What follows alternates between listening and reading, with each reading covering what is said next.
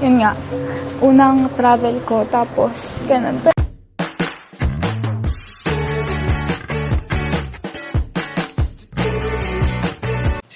Si Kuya Jens, ano yun, reactor natin yan. Official reactor. Hello mga kalingap! Welcome back sa aking YouTube channel, The Square Gen. So kung bago ka lang sa aking YouTube channel, huwag niyo pong kalimutan mag-subscribe at click the bell button para like updated sa ating mga bagong upload na video. At huwag po natin kalimutan suportahan ng Butim Kalingap sa pangunguna ni Kuya Val Santos Matubang at The End of Vlog at syempre Kalingap Rob.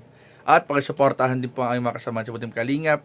Nandyan po ang K-Boys, Kalingap Partner, Kalingap Reactor, at lahat ng charity vloggers sa buong Pilipinas at tumutulong sa mga kababayan natin na lahat may hirap. Suportahan po natin lahat, guys. So ngayong araw mga kalingap ay bigyan po natin ng reaction video at magbibigay rin po tayo ng ating opinion base po dito sa video ang ating papanoorin mga kalingap. Dahil sa mga oras po ito mga kalingap ay nagaganap na nga po yung biyahe papunta ng Hong Kong ng Team Kalingap. Kasama po ang ilang mga kasama po rin sa K-Boys, ilang mga love team.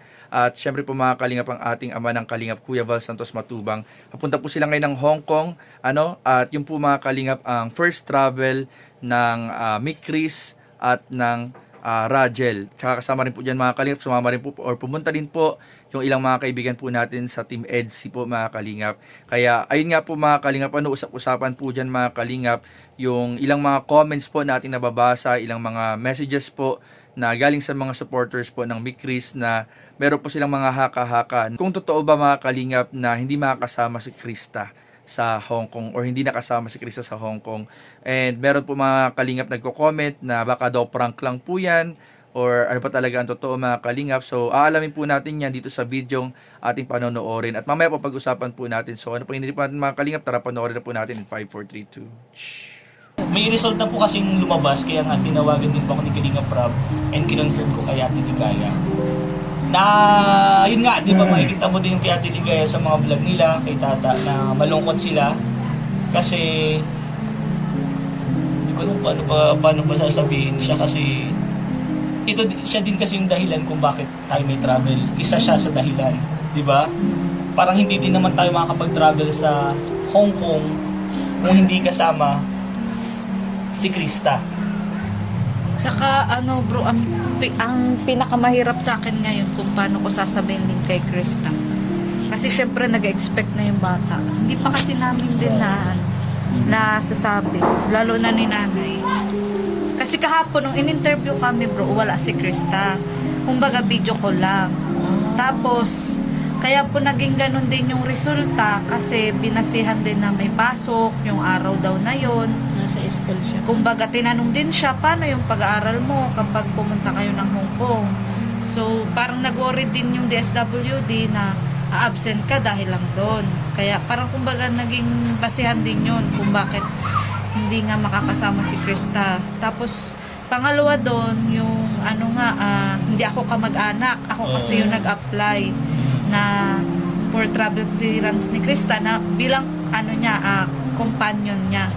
Tapos, syempre binasihan din yung trabaho ko. Tapos, lahat naman sinabi ko, naging honest naman ako. Syempre, DSWD yun, hindi kami pwedeng magsinungaling. Si nanay, in-interview din siya. Ako, sa part ko po, ginawa ko naman po bilang scouter. Tapos, alam naman po yung nanay, naiyak talaga ako bro, kasi hindi ko alam kung paano ko sasabihin kay Krista na hindi siya makakasama. Alam ko din po na nag-expect na talaga yung bata, marami ng supporters na naghihintay doon, na nangungulit sa akin. Halos kahapon nga nung in-interview kami ni nanay, talagang nanlumo po ako, nanlambot ako kasi unang-una sabi ko, saan ba ako nagkulang? Ginawa ko naman ang lahat. Hindi ko naman tinanggihan si Kalingap Rob pagsabi sa akin, Ate Ligaya, pakiasikaso na lang, ganyan.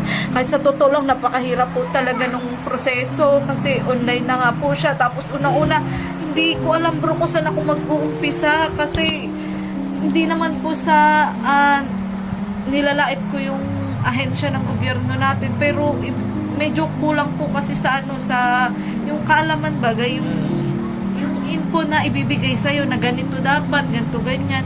Sobrang nahirapan po talaga ako sa part na yun kung saan ako mag-umpisa. Pero tsinagaan ko siya, sinerch ko siya.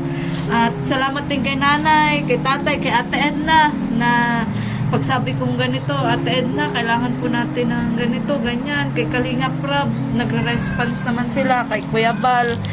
Pero yun nga, ang ending mo ay hindi nga makakasama. Ako yung nag-apply po doon, mga Kalinga. I-confirm lang ni Ate Ligaya yung pag-apply po nila sa travel clearance space disapprove po. And ilang beses na ate? Pangalawa na yun? Pangatlo? Yung una kasing na-disapprove, yung sa ano yun, yung sa requirement. So, nagpasa kami ulit hanggang nakadalwa kaming pasa bago na-approve yung ano lang yung mga documents. Tapos pagdating, yung po kasing interview talaga yung pinaka-importante na naandun si nanay, si tatay, si Krista. Na-comply naman namin yun. Kasi ako, kaso nga, ang result talaga po is disapprove. Nakakaiyak, nakakalungkot po kasi baga inaasahan na namin to na matutuloy makasama si Krista, pero ginagawa na namin ang lahat po ng aming makakaya para lang makasama si Krista, pero di talagang Ginawa niyo naman yung best nyo. ginawa na namin yung best namin, kami ni Ligaya. Pag nag-ano kami ng mga papers ni Krista, talagang sinasama namin si nanay. Kaya talagang malungkot po talaga para sa amin na di ba kasama si Krista. So ngayon, Krista, na nalaman mo na, ngayon mo na ba nalaman? Ngayon lang mismo. Anong pakiramdam na... Wala, wag niyo, naiiyak ako. Di okay lang, di. Kasi para malaman din ng mga viewers, para siguro ngayon pa lang alam na nila kasi urgent na pinavlog sa amin ni Kalinga Prab para siguro malaman na din ng mga supporters, mga sponsor, lalo na yung naghihintay sa Hong Kong na ganito yung nangyari. Ginagawa niyo naman yung best eh. Ikaw din, ginagawa mo din naman yung best na kahit nga late yung pag-uwi mo para makasama ka next week, next week, di ba? So anong pakiramdam para sa iyo? So, ayun po. Para sa akin, nalulungkot din ako kasi ayun nga, dahil di ako makakasama. Pero, ayun, masasabi ko lang, ganun talaga. Di naman kasi lahat ng mga sinusubukan natin na bagay is kung ano yung gusto natin na mangyari, hindi naman talaga totally nangyayari. And, ayun, siguro, hindi pa para sa akin yun, yung travel na yun. So, siguro sa mga susunod na lang. Siyempre, naiintindihan ko naman sila. Yung desisyon ng DSWD, lalo na at minor po ako. At para po kay Ate Ligaya ko ito. Ate Ligaya, ano talaga niya, hindi niya makontrol yung sarili na naging emotional siya. Parang sinisisi nila yung sarili nila. So ayun nga mga kalingap, so kalat na rin po ngayon sa social media yung mga pictures na post po na ating mga kasamahan sa Team Kalingap, sa K-Boys po na ayun na nga po, nakasakay na po sila ngayon ng eroplano. Si Kalinga Prab nag-post na rin na ayun na nakasakay na sila at mabiyahe na sila ngayon punta ng Hong Kong. So ayun po, shoutout po sa mga kababayan po sa Hong Kong, kung Hey Fat Choi po sa mga kababayan po nating nag-celebrate ng Chinese New Year. Ayan po sa ating mga viewers po. And ayun nga mga kalingap, napanood po natin. So ayun mga kalingap, sa observation ko po at sa aking opinion mga kalingap, parang hindi po talaga siya prank. Kung may mga nagko-comment man na prank daw po yun, feeling ko ito mga kalingap, base dun sa reaction po ng nanay ni Krista, sa emotion at reaction po ni Ate Ligaya, ni Kuya Tata, ng mga kasama natin sa K-Boys, maging ni Krista po na talagang naging emotional po dun sa video. Kung gusto po mapanood yung buong video na yun, nasa Kalingap Tahanan po yan.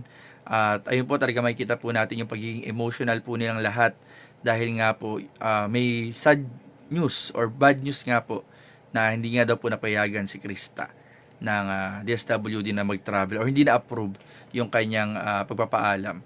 Pero abangan pa rin natin mga kalingap. Syempre, alam ko marami pa rin mga taga-suporta ng Mikris na umaasa hanggat hindi pa nagkakaroon ng vlog sa Hong Kong. Syempre, umaasa pa rin tayo na syempre sana nakasama si Krista. Pero feeling ko parang hindi eh.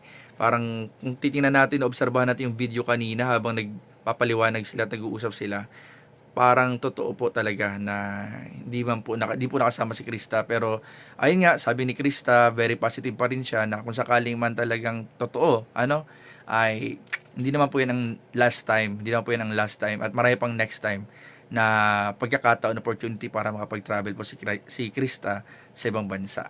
So, ayun lamang po mga Kalingap, patuloy po na abangan yung mga update ni Kalingap Rab sa Hong Kong, sa travel po nila, sa YouTube channel po ni Kalingap Rab, nila Kuya Val at ng mga kasama po natin sa Team Kalingap. So, yun lamang po at maraming po salamat sa panonood. Please don't forget to like, comment, share, and subscribe sa ating mga video. Maraming po salamat. God bless. Bye-bye.